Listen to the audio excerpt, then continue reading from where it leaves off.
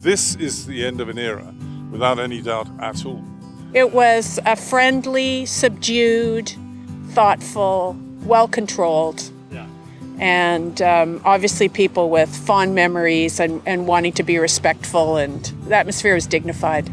Well, I can remember when the coronation in 1953, that we got a television specifically for that occasion.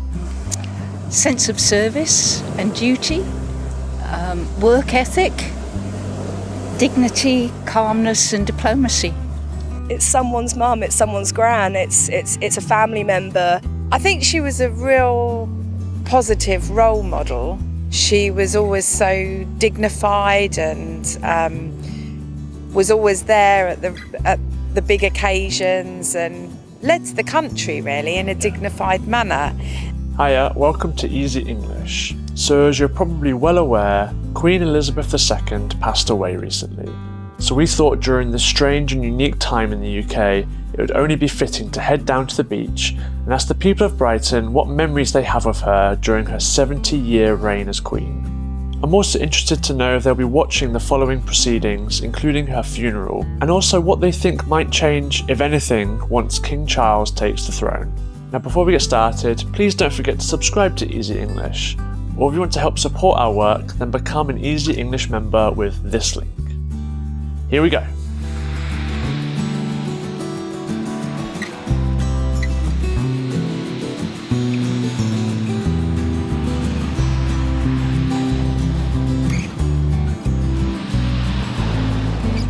The thing that stands out most for me was the Silver Jubilee when would I have been 11 probably, and that was a really big celebration. Okay. Did you do something for it? The schools all did something. I remember being on the back of like a carnival truck. Everyone was dressed in red, white and blue. Big tea parties in the street. It was a really big occasion. I think if you're not from Britain, you view the Queen more as like, the representative of the UK when, more than our prime ministers. More than the prime ministers, yes, in some ways. Is that because we've had so many? I think so. And you haven't had the best run of prime ministers in the last 15 years, right? Right. And so the Queen is a much more kind of dependable or stable presence through those years. In Canada, we have a very strong feeling for the Queen. She's visited our country many times, very beloved in Canada. Yeah. For her devotion to the Commonwealth, for her hard work in her role, and as a role model for service to things that you believe in. And she's always on our postage stamps. Yeah. She's a big part of life in Canada, so we're very sorry to see her pass away, but by the same token, her legacy is immense and very appreciated. Well, we've lived through 3 jubilees, and each one I think has been a reflection of the high esteem in which she's been held purely because of the service that she's rendered. Incredible, really. She's always managed to devote herself to service without ever expressing personal opinions, which is an amazing feat in itself. She went to a country show, I believe it was, and she got extremely excited when the cows came on, which made my day because, I don't know, it was just such a personal moment that sort of connected me to that as a real person that's excited over something that maybe, I'd be excited to see for the first time kind of thing. It just goes through your mind about how much she worked and how much little time she probably had to enjoy being a mother. A grandmother and all that sort of stuff.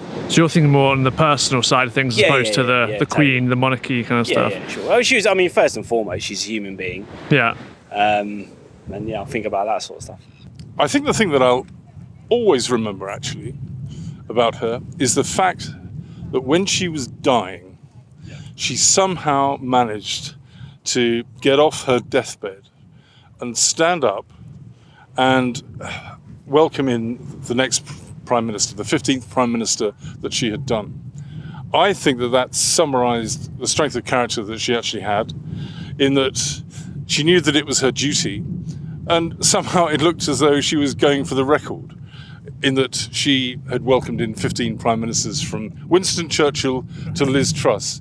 And when you looked at her, she was immensely frail, and you could see the bruises on her hand, which showed that she had been getting a cannula or a drip in there. And yet she managed to do that. And that shows immense strength of character. And shortly after that, she died. And that will be my abiding image of her. What do you think will change, if anything, with now King Charles? Seems weird to say that. It's interesting, isn't it? Because he's obviously got his own ideas on how he's going to lead the country and reign as our monarch. But I think he will probably follow very much in his mother's footsteps in how dignified he is. Yeah. The age he is as well. I wonder whether he will stay on the throne as long as she did and see it through to the end, or whether he will give it up and hand over to William at some point. Yeah. So it's interesting. We watch with interest. How do you think King Charles will fare in comparison to Elizabeth? I mean, this is what everyone's been discussing, right? I mean, Elizabeth was very uniquely, as a public figure, reserved. And I'm not sure that this is how King Charles conducted himself when he was prince. So it remains to be seen if he'll bring the same sort of, quiet gravitas as Elizabeth did. I think he'll try to modernize things. I think he'll try to support projects that meet his goals. He's a well-known environmentalist, for instance. Yeah. We were impressed, by the way, to take a solar-powered bus to get here from Brighton. We don't have solar-powered buses in Vancouver yet, so we're going to try and take a lesson from the UK on that. Yeah, you think he won't face too many hurdles in pushing these things forward? His own interest in, like you say, environmental. He's had so many years of being in training for his role. I'm sure he has quite a few people that support him and support his causes. He'd be well connected, of course, and so I think he'll have a pretty smooth transition and be able to realize some of his goals. But of course, I have no idea. But I hope he will. And I also think William would make a great king. I think there might be a slight leaning towards different charitable causes, if you like, or just causes themselves.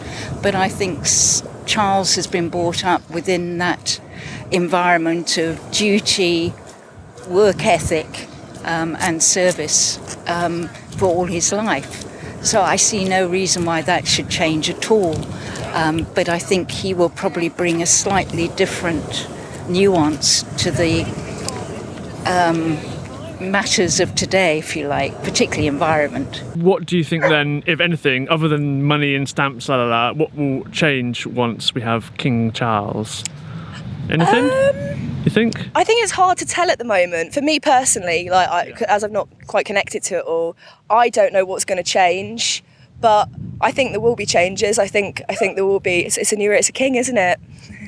Yeah, it seems big. Yeah, it seems like a big deal. So it's got to change something, hasn't it? This is the end of an era, without any doubt at all.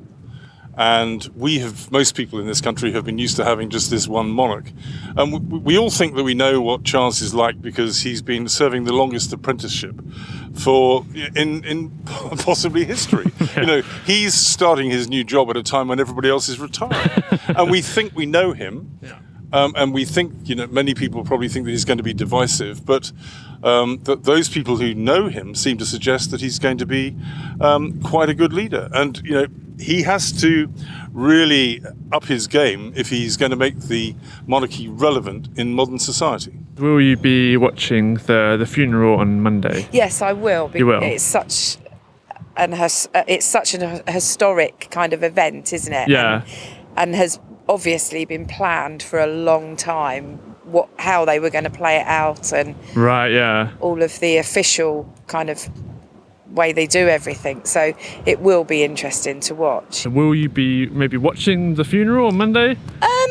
I think I was supposed to be going to London on Monday, which I won't be anymore. That'll be hectic. Hectic, yeah. A little bit scary in London for that. But I think I'll probably watch it, yeah. Oh, yeah? Okay. And I will I'll watch it because I've got lots of friends that seem to be upset by the situation, and even though there's a lot of controversy around it, I believe that, you know, it's someone's mum, it's someone's gran, it's a family member, and not only that, it's you know, it's going to be a big celebration. It's going to be a beautiful moment for telly, I guess. To be honest, I think I'll try to go and at least crowd spectate, just because, like... Oh, you might go to London to go to watch? Yeah, I mean, actually, last week I was in London and I went outside to see at, like, St. Paul's Cathedral, but it's just interesting from a, let's say, sociological perspective to people watch what's happening. Oh, wow. Okay, well, I hope you have... Well, I was just hope you have a nice time.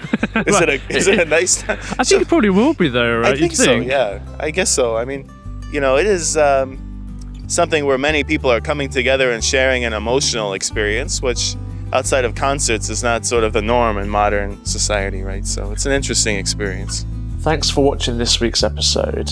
Please let us know in the comments below your thoughts and memories of Queen Elizabeth II, and then we'll see you next week. Ta-ra!